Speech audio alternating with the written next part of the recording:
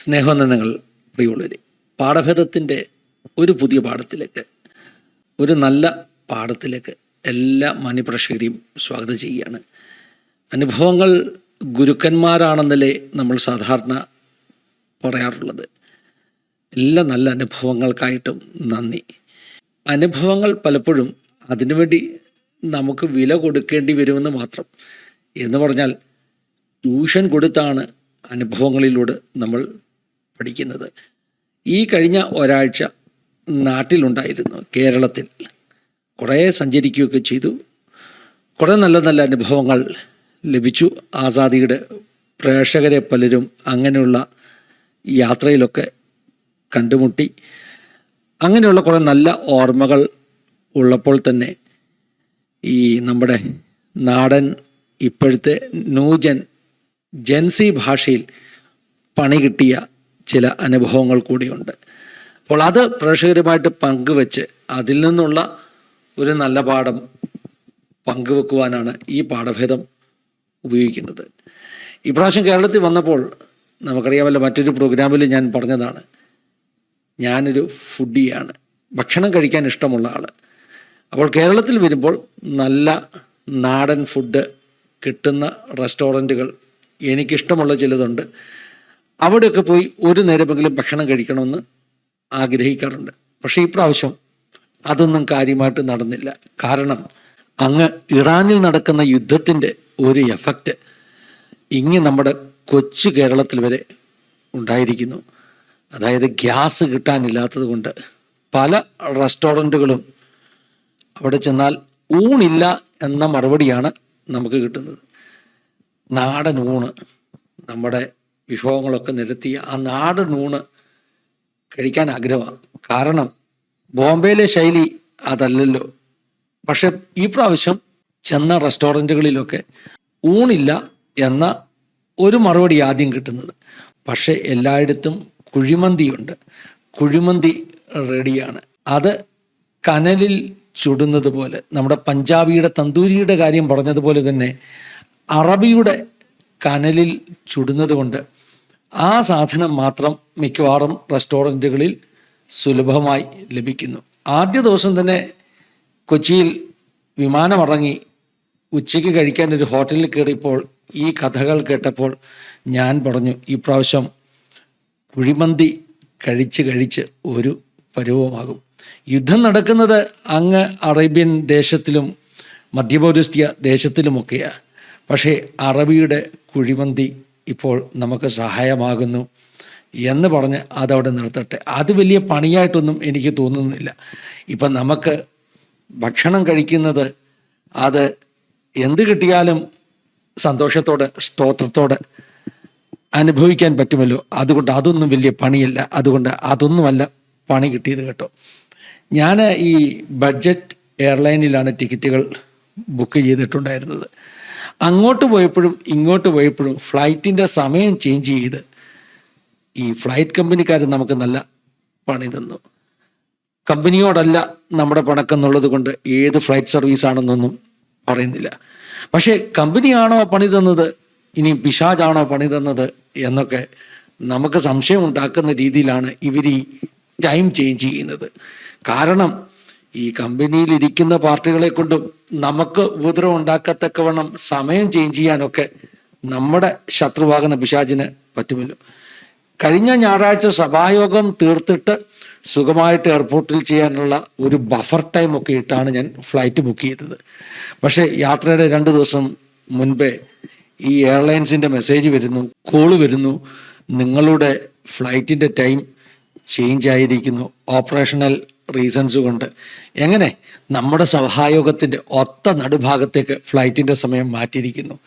ജീവിതത്തിൽ സഭായോഗം മുടക്കി യാത്ര ചെയ്യരുത് എന്ന് പഠിപ്പിക്കുകയും ശടിക്കുകയും ഒക്കെ ചെയ്യുന്ന ആളാണ് ഞാൻ. പക്ഷെ പെട്ടുപോയില്ലേ, ഫ്ലൈറ്റിന് ടിക്കറ്റ് ബുക്ക് ചെയ്തിരിക്കുന്നു, അത്യാവശ്യം നാട്ടിലെത്തുകയും വേണം. നാട്ടിലെത്തിയ കഥയൊക്കെ മറ്റൊരു വീഡിയോയിൽ പറയുന്നുണ്ടല്ലോ. കഴിഞ്ഞ 1 മാസം തിരക്കായിരുന്നു, അതിൻ്റെ കാരണവും പറയാൻ ബാക്കി കിടക്കുകയാണ്. പ്രേക്ഷകരോട് വാക്ക് പറഞ്ഞിട്ടുണ്ട്, മറ്റൊരു വീഡിയോ ചെയ്യാം. വളരെ പ്രധാനപ്പെട്ട ഒരു വീഡിയോ അത് സംബന്ധിച്ച് ഇനിയും ചെയ്യുന്നുണ്ട്. അതുകൊണ്ട് ആ ഭാഗത്തേക്ക് ഇന്ന് പോകുന്നില്ല. അപ്പോൾ എനിക്ക് ഫ്ലൈറ്റ് പിടിച്ചേ പറ്റത്തുള്ളൂ. പക്ഷേ സഭായോഗത്തിൻ്റെ നടുക്കേക്ക് ഈ ടൈമിങ് മാറ്റിയിരിക്കുന്നു. പിന്നെ വേറൊരു നിർവാഹവുമില്ല. സഭായോഗം ഏർലി മോർണിംഗ് 7:30 സഭായോഗത്തിൽ പകുതി അറ്റൻഡ് ചെയ്ത് ഒരു വിധത്തിൽ പ്രസംഗിച്ച് മൈക്ക് വർഷിപ്പ് ടീമിനെ ഏൽപ്പിച്ച് ഞങ്ങൾക്ക് എയർപോർട്ടിലേക്ക് ഓടേണ്ടി വന്നു. എയർപോർട്ടിൽ ചെന്ന് കഴിഞ്ഞപ്പോൾ അവിടെ ആ രസം, ഫ്ലൈറ്റ് ഡിലേ ആണ്. എന്നാൽ പിന്നെ നേരത്തെ വെച്ച സമയത്ത് തന്നെ അങ്ങ് ഫ്ലൈറ്റ് വിട്ടാൽ പോരെ.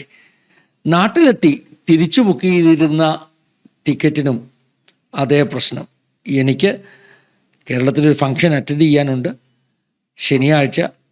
ആ ഫംഗ്ഷൻ അറ്റൻഡ് ചെയ്ത് നെടുമ്പാശ്ശേരിയിൽ എത്തണമെങ്കിൽ 5-5.5 മണിക്കൂർ യാത്രയുണ്ട്. ഇതെല്ലാം കാൽക്കുലേറ്റ് ചെയ്ത് കൃത്യമായി രാത്രി 9:45 ഫ്ലൈറ്റ് ബുക്ക് ചെയ്തു. അതായത് ഉച്ച കഴിഞ്ഞ് യാത്ര ചെയ്ത് ഒരു 2-3 മണിക്കൂർ ഗ്യാപ്പൊക്കെ ഇട്ട് എയർപോർട്ടിലെത്താം.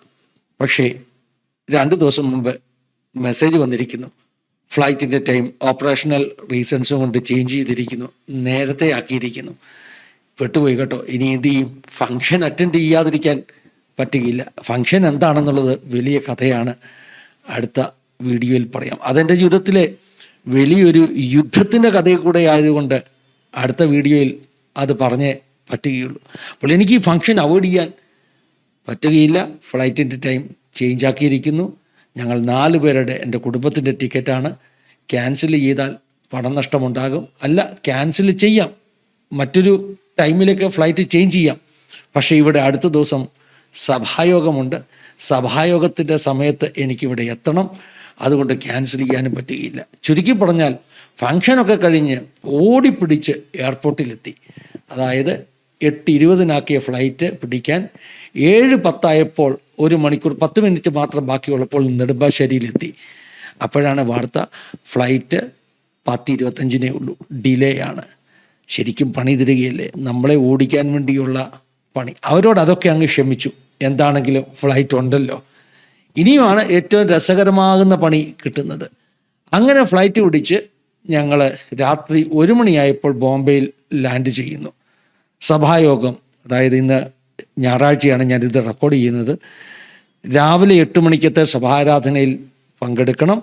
രാത്രി 1 മണിക്ക് എയർപോർട്ടിലെത്തുന്നു. ഒരു 2 മണിയാകുമ്പോഴേക്കും വീട്ടിലെത്തി ഉറങ്ങാമെന്നുള്ള പ്രതീക്ഷയിലൊക്കെ നിൽക്കുമ്പോൾ നമ്മളെ ഈ ഫ്ലൈറ്റ് പിടിച്ച് വന്ന് ലാൻഡ് ചെയ്ത് ആദ്യം ബെൽറ്റിൽ നിന്ന് ലഗേജ് എടുക്കാൻ ഓടത്തില്ലേ, അങ്ങനെ ഞങ്ങൾ ലഗേജ് എടുക്കാൻ ഓടി. ഞങ്ങളുടെ 3 പെട്ടിയിൽ 2 പെട്ടി മാത്രമേ കിട്ടിയുള്ളൂ. 3-ാമത്തെ പെട്ടി അപ്രത്യക്ഷമായിരിക്കുന്നു, കാണാനില്ല. ഇനി കൊച്ചിയിൽ നിന്ന് കയറ്റി വിടാത്തതാണോ അതോ പെട്ടി എവിടെയോ നഷ്ടപ്പെട്ടതാണോ? എന്തായാലും എല്ലാവരും പെട്ടി എടുത്തോണ്ട് പോയി. അവസാനം ബെൽറ്റിൽ 1 പെട്ടി മാത്രം ഇങ്ങനെ കറങ്ങി നടക്കുന്നു. ഞങ്ങൾ നോക്കുമ്പോൾ ഞങ്ങളുടെ പെട്ടിയുടെ അതേ ഷേപ്പ്, ഏകദേശം അതേ കളറ്, അതേ വലുപ്പം, ബ്രാൻഡ് വേറെയാണ്, പക്ഷേ അതുപോലൊരു പെട്ടി ഇങ്ങനെ കറങ്ങുന്നുണ്ട്. അപ്പോൾ എനിക്ക് തോന്നി ഈ പെട്ടി ഇനിയും എങ്ങാനും നമ്മുടെ പെട്ടിയാണോ? എടുത്തതിൻ്റെ ടാഗൊക്കെ നോക്കിയപ്പോൾ ഏതോ ഗുജറാത്തിയുടെ പെട്ടിയാണ് ബെൽറ്റിൽ കിടന്ന് കറങ്ങുന്നത്. ഒരു കാര്യം ഉറപ്പായി, ഗുജറാത്തി അദ്ദേഹത്തിൻ്റെ പെട്ടി ഇട്ടിട്ട് നമ്മുടെ പെട്ടി എടുത്തുകൊണ്ട് പോയിരിക്കുന്നു. അതല്ലാതെ വേറെ സാധ്യതയൊന്നും ഇല്ല. ഒരു 35 മിനിറ്റ് ഈ ബെൽറ്റിന് ചുറ്റും ഞങ്ങൾ കിടന്ന് കറങ്ങി. ഞങ്ങളുടെ കൂട്ടത്തിൽ ഈ പെട്ടിയും ഇങ്ങനെ കറങ്ങി കറങ്ങി ഞങ്ങളുടെ മുമ്പിൽ കൂടെ വന്നുകൊണ്ടിരുന്നു. രസമെന്ന് പറയട്ടെ, അവിടെ ഈ പറഞ്ഞ എയർലൈൻസിൻ്റെ ഒരു സ്റ്റാഫ് പോലുമില്ല ഒന്ന് സംസാരിക്കുവാൻ, ഒരു കംപ്ലൈൻറ്റ് കൊടുക്കുവാൻ. എൻ്റെ പെട്ടി നഷ്ടപ്പെട്ടിരിക്കുന്നു, ഈ കിടക്കുന്ന പെട്ടി എൻ്റേതല്ല, എൻ്റെ പെട്ടി ഒരു പക്ഷേ ഇയാൾ എടുത്തുകൊണ്ട് പോയിരിക്കും എന്നൊക്കെ പറയാൻ അവിടെ ഒരു സ്റ്റാഫുമില്ല, ഒന്നുമില്ല. വലിയ സങ്കടത്തിലായി. രാത്രിയിൽ വീട്ടിലെത്തി ഉറങ്ങണം, നാളെ സഭായോഗം. ചുരുക്കത്തിൽ പറയാൻ പ്രിയമുള്ളവരെ, 1 മണിക്ക് ലാൻഡ് ചെയ്ത ഞങ്ങൾക്ക് വെളുപ്പിനെ 4 മണി വരെ 3 മണിക്കൂർ എയർപോർട്ടിൽ നിൽക്കേണ്ടി വന്നു. പെട്ടി കിട്ടിയോ? പെട്ടി കിട്ടിയില്ല. എയർലൈൻ്റെ സ്റ്റാഫിനോട് സംസാരിക്കാൻ പറ്റിയോ? 3 മണിക്കൂർ കഴിഞ്ഞ ശേഷമാണ് സംസാരിക്കാൻ പറ്റിയത്. കാരണം അതിനു മുമ്പ് വലിയ സംഭവങ്ങൾ എയർപോർട്ടിൻ്റെ അകത്ത് ഉണ്ടായി. ഞങ്ങൾ 1 മണിക്കൂർ ഈ കൗണ്ടറിൻ്റെ മുമ്പിൽ പോയി നിൽക്കുക. സ്റ്റാഫ് ഇപ്പം വരും എന്ന് ആളുകൾ പറഞ്ഞത് കേട്ടിട്ട് അവിടെ പോയി നിൽക്കുക. ഒരു സ്റ്റാഫും വന്നില്ല. അങ്ങനെ ഇരിക്കുമ്പോഴാണ് ഒരു അനൗൺസ്മെൻറ്റ്, ഇതേ എയർലൈൻസിൻ്റെ ഡൽഹിക്ക് പോകുന്ന ഫ്ലൈറ്റ് ക്യാൻസൽ ആയിരിക്കുന്നു. മറ്റൊന്നുമല്ല കേട്ടോ, ആ ഫ്ലൈറ്റിലെ AC വർക്ക് ചെയ്യുന്നില്ല. പൈലറ്റ് പറഞ്ഞു AC ഇല്ലാതെ ഞാൻ ഫ്ലൈറ്റ് കൊണ്ടുപോകുകയില്ല. അപ്പോൾ എയർപോർട്ടിൽ നിൽക്കുന്ന ചില ആളുകൾ കുശുകുശുക്കുന്നുണ്ട്. അതായത് ഫിറങ്കി എന്ന് അവർ പറയുന്നത് വെള്ളക്കാരനാ പൈലറ്റ്. അവന്മാർക്ക് അങ്ങനെയൊക്കെയാണ് കേട്ടോ. അവർക്കൊരു ചെറിയ പ്രശ്നം ഉണ്ടെങ്കിൽ പിന്നെ ഫ്ലൈറ്റ് അവന്മാർ എടുക്കത്തില്ല. നമ്മുടെ ഇന്ത്യക്കാർ പൈലറ്റുമാരൊക്കെ ആണെങ്കിൽ ചിലപ്പോൾ എടുത്തുകൊണ്ട് പോയെന്നിരിക്കാം. പക്ഷേ ഈ ഫിറങ്കികൾ അങ്ങനെയാണ്. വെള്ളക്കാർ, ഈ ഇന്ത്യക്കാർ പറയുന്നത് ഫിറങ്കി എന്നാണ് വിളിക്കുന്നത്. ഫിറങ്കികൾ അങ്ങനെയാണ്. അവർ ചെറിയ പ്രശ്നം വന്നാൽ പിന്നെ ഫ്ലൈറ്റ് എടുക്കത്തില്ല. എന്തായാലും 180 ആളുകൾ, യാത്രക്കാർ, അവരെ തിരിച്ചു കൊണ്ടുവന്ന് ഈ ടെർമിനലിൽ കൊണ്ട് ഇറക്കി വിട്ടു. പിന്നെ അവിടെ അടിയും വഴക്കും ചീത്തവിളിയും സമരവും, ഈ എയർലൈൻസിൻ്റെ പേര് പറഞ്ഞ് മുദ്രാവാക്യം വിളിയും. എയർലൈൻസിൻ്റെ വലിയ മാനേജർ ഇറങ്ങി വന്നു. ഇത്രയും നേരം സ്റ്റാഫൊന്നും ഇല്ലായിരുന്നു കേട്ടോ. പിന്നെ ഇഷ്ടം പോലെ സ്റ്റാഫ് ഇറങ്ങി വന്നു. പക്ഷേ ഈ പറഞ്ഞ സ്റ്റാഫിനോട് നമുക്ക് സംസാരിക്കാൻ പറ്റാത്തതുപോലെ ഈ പറഞ്ഞ ആളുകളെല്ലാം അവിടെ ബഹളമുണ്ടാക്കി. അവസാനം ഈ മാനേജരെ ഈ പറഞ്ഞ യാത്രക്കാരെല്ലാം കൂടെ കൈകാര്യം ചെയ്യുന്ന കാഴ്ച വരെ കാണേണ്ടി വന്നു. ഇടി കൊടുക്കുന്ന കാഴ്ച എനിക്കൊത്തിരി സങ്കടം തോന്നി. ഒരു ചെറുപ്പക്കാരനാകുന്ന മാനേജർ, അവനെന്ത് പിഴച്ചു? ശരിക്കും പറഞ്ഞാൽ അവൻ്റെ ബോസിന് വേണ്ടി അടി കൊള്ളുകയാണ് അല്ലേ. ആ എയർലൈൻസിൻ്റെ ബോസ് എവിടെയോ സുഖമായിട്ട് ഇരിക്കുന്നുണ്ട്, അയാൾ ഉറങ്ങുകയായിരിക്കും. ആ സമയത്ത് ഈ പാവം പിടിച്ച മാനേജർ തൻ്റേതല്ലാത്ത കുറ്റത്തിന് വേണ്ടി നാട്ടുകാരുടെ കയ്യിൽ നിന്ന് ശരിക്കും തല്ലും കൊണ്ടു. എയർപോർട്ടല്ലേ, നല്ല CISFൻ്റെ സെക്യൂരിറ്റി ഒക്കെ ഉണ്ട് അവിടെ. പക്ഷേ ആദ്യം ഇവരൊക്കെ ഇങ്ങനെ ദൂരെ മാറി നിൽക്കുകയാണ്. കാരണം നാട്ടുകാരുടെ അവകാശമല്ലേ, പ്രൊട്ടസ്റ്റ് ചെയ്തോട്ടൊന്നായിരിക്കാം. എന്താണെങ്കിലും ഈ ചെറുക്കനെ തട്ടാനും തല്ലാനും ഒക്കെ തുടങ്ങിയപ്പോൾ അവർ പതിയെ വന്നിട്ട് അവനെ രക്ഷിച്ച് അങ്ങ് മാറ്റി നിർത്തി ചെറിയ പ്രൊട്ടക്ഷനൊക്കെ കൊടുത്തു. അപ്പോൾ അതിൻ്റെ ഇടയിൽ നമുക്ക് പോയി കയറാൻ പറ്റുമോ? അതിൻ്റെ ഇടയിൽ നമുക്ക് കയറാൻ പറ്റുകയില്ല. എന്തായാലും അഡാനിയുടെ ഒരു മാനേജർ, അദ്ദേഹത്തെ ഞാൻ കോണ്ടാക്ട് ചെയ്ത് എൻ്റെ വെട്ടി പോയിരിക്കുന്നു എന്നൊക്കെ പറഞ്ഞു. കാരണം അഡാനിയാണല്ലോ ഈ എയർപോർട്ട് മാനേജ് ചെയ്യുന്നത്. അയാൾ എൻ്റെ അടുക്ക വന്നിട്ട് അയാൾ പറഞ്ഞു, നീ കണ്ടില്ലേ ഇവരൊക്കെ ചീത്ത വിളിക്കുന്നത്, നീയും ചെന്ന് 2 ചീത്ത വിളിക്കുക. ഞാൻ ചിരിച്ചുകൊണ്ട് നിന്നു. അയാൾക്കറിയാമോ നമ്മൾ ഉപദേശിയാണെന്ന്, നമുക്ക് ചീത്ത വിളിക്കാനൊക്കത്തില്ലെന്ന്. എൻ്റെ നിപ്പും പരുവവും സങ്കടമൊക്കെ കണ്ടിട്ട് അയാൾ പറഞ്ഞു, നീ ശരിയാകത്തില്ല, നിനക്ക് സംസാരിക്കാൻ അറിയത്തില്ല, നിനക്ക് ചീത്ത വിളിക്കാൻ അറിയത്തില്ല, ചീത്ത വിളിച്ചെങ്കിലേ കാര്യം നടക്കത്തുള്ളൂ. എന്താണെങ്കിലും ചീത്തയൊന്നും വിളിച്ചില്ല. അവസാനം സത്യം പറയാമല്ലോ, പെട്ടിപ്പോയി, ഇനിയും കിട്ടത്തില്ല, എവിടെ കംപ്ലൈൻറ്റ് ചെയ്യാൻ പറ്റും എന്നൊക്കെയുള്ള ഒരു സങ്കടത്തിൽ ഞാൻ ആണെങ്കിൽ ഈ ബെൽറ്റിൽ കിടന്ന് ഓടിയ പെട്ടിയുടെ ടാഗിൻ്റെ ഫോട്ടോ ഒക്കെ എടുത്തു മാനേജറുടെ ഈ കാണിച്ചത്. എൻ്റെ ഈ പുള്ളിയാണ് എൻ്റെ പെട്ടി എടുത്തുകൊണ്ട് പോയിരിക്കുന്നത്, മറ്റേ പെട്ടി ഇവിടെ കിടന്ന് കറങ്ങുന്നുണ്ടായിരുന്നു, നീ ഈ ആളാരെന്ന് കണ്ടുപിടിച്ച് അയാളൊന്ന് ഫോണേലും ചെയ്യുക, ഒരു കോളേലും ചെയ്യുക. ആ ഡേറ്റ പോലും കിട്ടുന്നില്ല. കാരണം അതിലും വലിയ പ്രശ്നം ഇവിടെ നടക്കുക. ഈ എയർലൈൻസിൻ്റെ ഫ്ലൈറ്റ് ക്യാൻസൽ ചെയ്തത് കൊണ്ട് നാട്ടുകാർ വന്ന് മാനേജറുടെ താടിക്ക് തട്ടിക്കൊണ്ടിരിക്കുമ്പോഴാണ് നമ്മുടെ ഒരു പെട്ടി പോകുന്നത് അവർക്ക് വലിയ വിഷയമാണ്. അപ്പോൾ വാർത്ത വരുന്നു 3 മണിക്കുള്ള ഫ്ലൈറ്റും ക്യാൻസൽ ആയിരിക്കുന്നു. ഇപ്പോൾ ഉള്ള 180ൻ്റെ കൂടെ ഒരു 10-200 എണ്ണം കൂടെ ഇപ്പോൾ ടെർമിനലിൽ വന്നിട്ട് ബഹളം ഉണ്ടാക്കാൻ തുടങ്ങിയാണ്. ഞങ്ങൾ പറഞ്ഞു ഇനി ഇവിടെ നിൽക്കുന്നത് ശരിയല്ല. 4 മണിയായപ്പോൾ ഞങ്ങൾ വെറുതെ വെളിയിലിറങ്ങി പെട്ടി പോയെങ്കിൽ പോകട്ടെ എന്ന ഒരു ചിന്തയിൽ കുറേ നഷ്ടമുണ്ടായി. മറ്റൊന്നുമില്ല കേട്ടോ, നമ്മുടെ വസ്ത്രങ്ങളാണ്. അപ്പോൾ അത് നഷ്ടപ്പെടുന്നെങ്കിൽ പെടട്ടെ, അല്ലാതെ ഇനി എന്താ മാർഗം? അവിടെ ഇടിയും വഴക്കും നടക്കുന്നിടത്ത് എന്ത് ചെയ്യാം? അങ്ങനെ ഞങ്ങൾ സമാധാനിച്ച് പുറത്തിറങ്ങുമ്പോൾ പുറത്ത് ഈ എയർലൈൻസിൻ്റെ ഒരു കൗണ്ടറുണ്ട്. അവിടെ ചെന്നിട്ട് പെട്ടി നഷ്ടപ്പെട്ടു എന്ന് പറഞ്ഞൊരു കംപ്ലൈൻറ്റ് അവിടെ എഴുതി വെച്ചിട്ട് ഞങ്ങളിങ്ങ് പോരുന്നു. അപ്പോൾ കംപ്ലൈൻറ്റ് എഴുതി വെക്കുമ്പോൾ അവർ പറയുന്നുണ്ട്, ഇത് കൊച്ചിയിൽ നിന്ന് ചിലപ്പം വിട്ട് കാണത്തില്ല, അവരൊരു കാരണവശാലും സമ്മതിക്കുന്നില്ല ഈ പെട്ടി മറ്റാരോ എടുത്തുകൊണ്ട് പോയതാണെന്ന് ഒരു കാരണവശാലും അവർ സമ്മതിക്കുന്നില്ല. അവർ പറഞ്ഞു അങ്ങനെ സംഭവിക്കത്തില്ല. ഞാൻ പറഞ്ഞു ആ ബെൽറ്റിൽ വേറൊരു പെട്ടി കിടപ്പുണ്ടായിരുന്നു, അതിൻ്റെ ഓണറെ നിങ്ങൾ വിളിക്കുക. അതിനൊന്നും അവർ തയ്യാറാകുന്നില്ല. എന്തായാലും ഇതിൻ്റെ പെട്ടി ഞങ്ങൾ കൊച്ചിയിൽ നിന്ന് കൊണ്ടുവരാം എന്നൊക്കെ പറഞ്ഞിട്ട് എന്നെ പറഞ്ഞ് 4 മണിക്ക് വീട്ടിൽ വിട്ടു. കുഴപ്പം എന്താണെന്നറിയാം, 5 മണിയായി വീട്ടിൽ വന്നിട്ട് 8 മണിക്ക് സഭായോഗമുണ്ട്. ഉറങ്ങാനുള്ള സമയം പോലും പ്രോപ്പറായിട്ട് കിട്ടിയില്ല. പണി തരിക എന്ന് പറഞ്ഞാൽ ഇതിനാണ് പറയുന്നത്, പണി തരിക. ഞാൻ പറഞ്ഞല്ലോ 1 മാസമായിട്ട് ഒരു വലിയ യുദ്ധമായിരുന്നു. ആ യുദ്ധമൊക്കെ ഒന്ന് അവസാനിപ്പിച്ച് അതിൻ്റെ സമാപ്തിയൊക്കെ സന്തോഷമായിട്ട് ഒന്ന് നമ്മൾ അനുഭവിച്ച് ദൈവത്തിന് നന്ദി പറഞ്ഞ് തിരിച്ചു ബോംബെയിലേക്ക് ഇറങ്ങുമ്പോൾ ശരിക്കും നമുക്ക് ഒരു പണി കിട്ടുകയാണ്. ആരാ പണി തന്നത്? എയർലൈൻസ് ആണോ? എയർലൈൻസ് ആണെന്ന് എനിക്ക് തോന്നുന്നില്ല. അവരെ കുറ്റം പറഞ്ഞിട്ട് എന്താ കാര്യം? കാരണം എയർലൈൻസ് അല്ല പണി തന്നതെന്ന് പിന്നെ നമുക്ക് മനസ്സിലായി. കൊച്ചി നീ പെട്ടി കയറ്റി വിട്ടില്ലെങ്കിൽ നമുക്ക് പറയാം എയർലൈൻസ് ആണ് പണി തന്നതെന്ന്. പക്ഷെ അങ്ങനെയല്ല സംഭവം കേട്ടോ. എന്താണെങ്കിലും ഇന്നത്തെ സഭായോഗത്തിന് ഞാൻ എഴുന്നേറ്റ് നിന്ന് ശുശ്രൂഷിച്ചതൊക്കെ വളരെയധികം ഉറക്കമില്ലായ്മയുടെ ക്ഷീണത്തോട്, രാത്രി ഉറങ്ങാൻ പറ്റാത്ത ക്ഷീണത്തോട്, ഈ പണി കിട്ടിയ ക്ഷീണത്തോടാണ് എഴുന്നേറ്റ് നിന്നത്. ഞാൻ 1-2 കാര്യങ്ങൾ ചർച്ചിൽ പറഞ്ഞു. നമ്മൾ ചില വിഷയങ്ങൾക്ക് വേണ്ടി പ്രാർത്ഥിച്ച് അതൊക്കെ സഫലമാകുമ്പോൾ നമ്മളൊന്ന് സ്ലോ ഡൗൺ ചെയ്യും, എല്ലാം നടന്നല്ലോ എന്ന് ഓർക്കും. അപ്പം നമ്മളെ വിഷമിപ്പിക്കാൻ വേണ്ടി പിശാച് എന്തെങ്കിലും പണി ഇങ്ങനെ തരുമെന്നൊക്കെ പറഞ്ഞ് ഞാൻ എന്തായാലും ഇന്ന് സഭായത്തിന് പ്രസംഗിച്ചു.